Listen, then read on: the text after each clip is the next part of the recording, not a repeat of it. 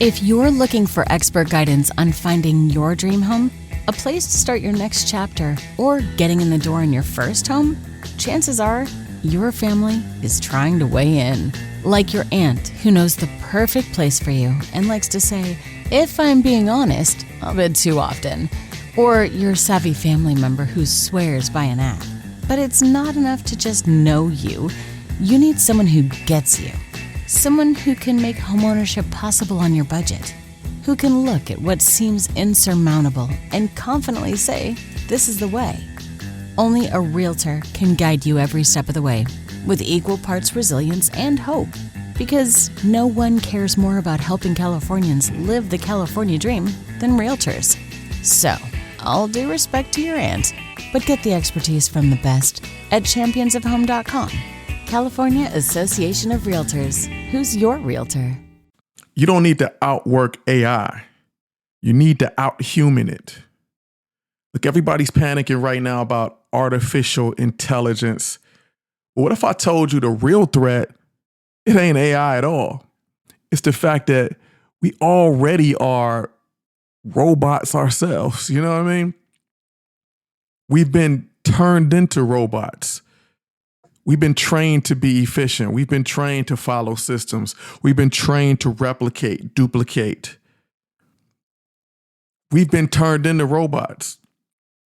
We mute our uniqueness. We downplay our pain. We don't talk about our journey or what brought us to where we are. I mean, unless you're being introduced at like a retirement ceremony or something, nobody's talking about their life story. We just blend into the machine. We became robots. So now AI comes along and it's just better at doing that robot stuff. It's better at doing the thing that we've been tricked into doing, being predictable. But hear me when I say this. You were never meant to be predictable. You were built to be rare.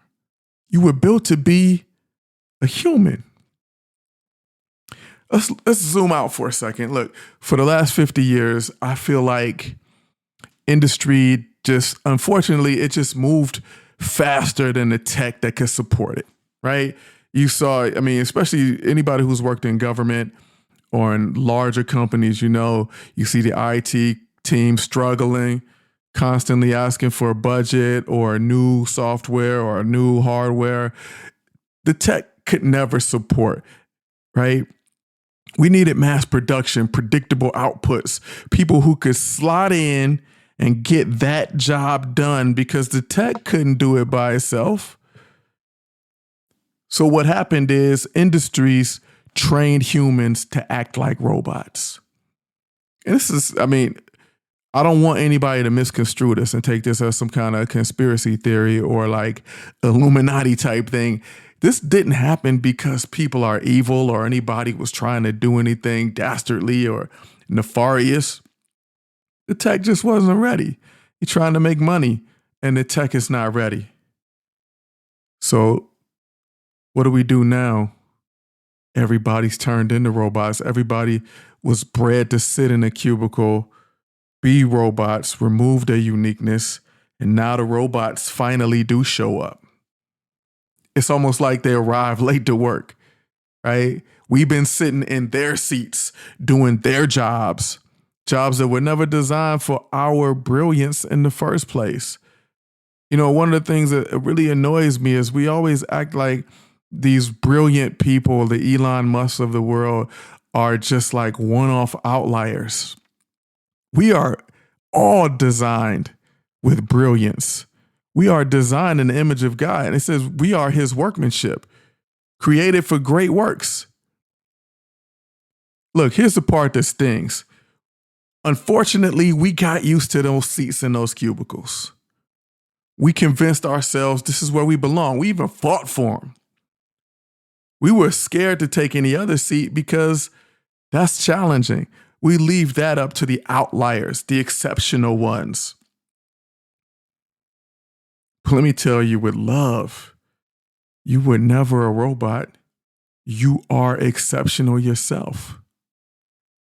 You were made to be a placeholder. You were the interim.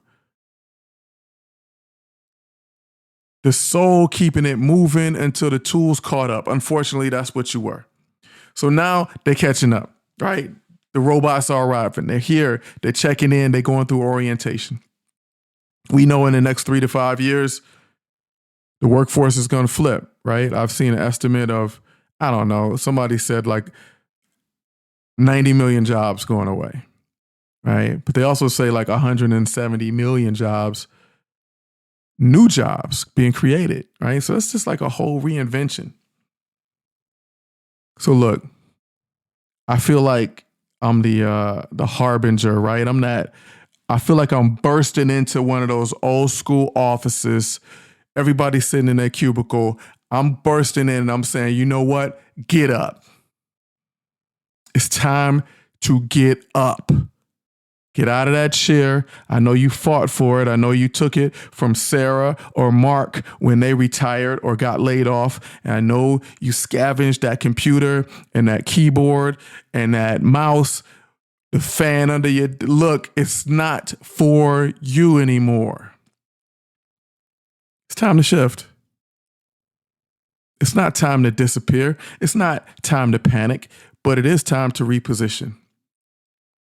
And I say this with full empathy. If you're in a season where job loss or job displacement or career change is real for you, I see you. I've been there. A lot of us have been there. I'm not trying to discount that. This is not about minimizing that pain. But this is about giving you hope that your pain does not mean this is the end of the road, that you are being replaced. You are not being replaced. You cannot be replaced. You might be released into a new lane, right? You know, at Zapier, we have one of our core values is build the robot. Don't be the robot, right? And this is before AI. This is just a really good, sound principle. But right now, that's not just a workflow principle. It's a wake-up call. It means don't compete with the machine. Don't compete with it, right? Most of us were never meant to be in these seats to begin with.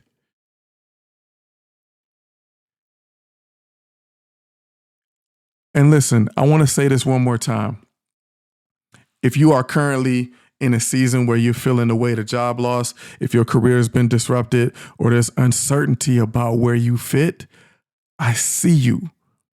I've been you. And this message is not here to diminish that, but it's here to remind you of your power, right? This may not feel like freedom right now, but maybe, just maybe, this is your invitation to remember that fire that's burning in your chest and move to the area that you actually were designed for. What is unique about you? What have you been through in life? What has God allowed you to experience that has created a unique shape that cannot be replaced? This ain't about hype. It's about hope.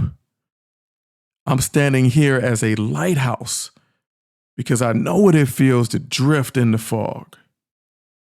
And I know what it takes to rise up from the ashes. So listen, I have a new book out. My book is called Rare on Purpose. I wrote this book specifically for a time like this, a time such as this.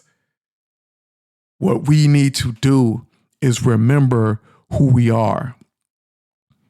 AI is real good at being a robot. So you got to get real good at being a human. Real good, okay? I want all of y'all to hear me. That's my challenge to y'all. That is my challenge.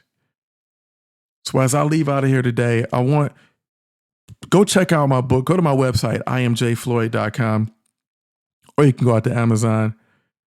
Check out my book, Rare on Purpose. It really breaks down a framework called the Rare Stack. It's about you, me, everybody getting back in tune with the human that we are. Starting with, how did I get here? When David fought Goliath, He didn't run up on him with cockiness and arrogance. He was surrounded by other soldiers who were far more equipped, seemingly, to take on this fight. But you know what he was confident about? How he got there. He said, you know what? I fought a bear and I fought a lion. And each one of those times, God was with me. Right? And when God is with you, he's not saying that to say, I didn't have to do nothing. A miracle happened. No. What he's saying is God was with him, helping him and developing him into a unique specimen. Because he didn't walk up and work magic to beat Goliath. No, he walked up and used a unique fighting strategy. He fought from a distance, eliminating that hand-to-hand strength disadvantage that he had and leaning into the distance accuracy strategy advantage that he did have. There was a lot of people out there who are good at hand-to-hand combat, and none of them were going to be as good as Goliath. But guess what? There was only one person in that situation that was skilled with how to beat a monstrous, larger, stronger beast from a distance. Because that's how he had got there. So here's the challenge for you today. Where are you still operating like a robot? Where are you still playing small, quieting your voice down, mimicking somebody else's rhythm, trying to fit into the cubicle next to you? Now is not the time to conform. Now is the time to advance your humanity. Use the tools. Don't be the tool. You are not a job description. You are not a task. You are not a robot. You are rare. You are human. And you are needed. If this episode challenged you, hit me up. Share it with somebody who needs the reminder that their fingerprint still matters.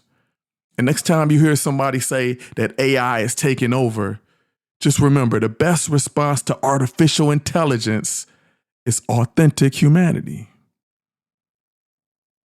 I'll see y'all next time. Peace.